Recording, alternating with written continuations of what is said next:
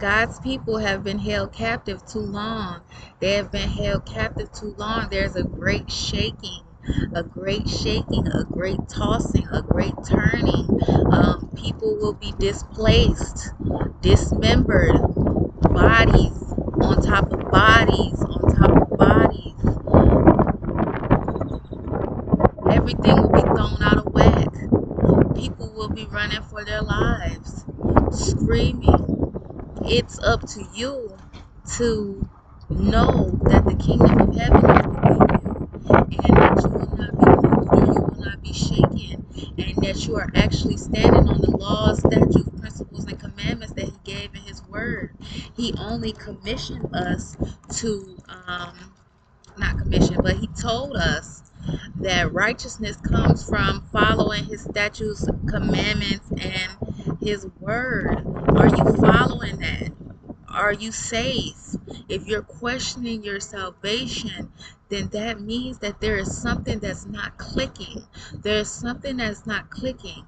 While everything is going haywire in society and the world, you should find safety in that. You should find safety knowing that His word is coming to pass. So if His word is coming to pass for the wicked, surely His word is coming to pass for the righteous. Surely He is rewarding His remnant. Surely everything that He spoke to you, He's going to perform in your life if you endure to the end and you faint not and you do not go back to your old ways like a dog eating its own vomit. You don't go back to those ways. You know that every single day you are struggling and you are striving just to please Him, only to please Him. It is not to please man. You are not pleasing man. You've actually been forsaken by man. Because you've been forsaken by man, then that means that you are right on the right path. You're on the right track. He said it. He said it. He said, rejoice when you are persecuted for my name's sake. You have to be persecuted for His name's sake so that you know that you are in alignment. You know that you are uh, in step with what He has spoken. So when you see the wicked going down, when you think of the word wicked, stop thinking of people that have like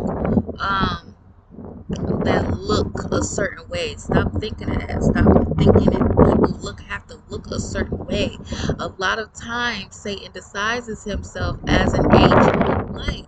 He disguises himself as an angel of light, where he comes to you very lowly and meek and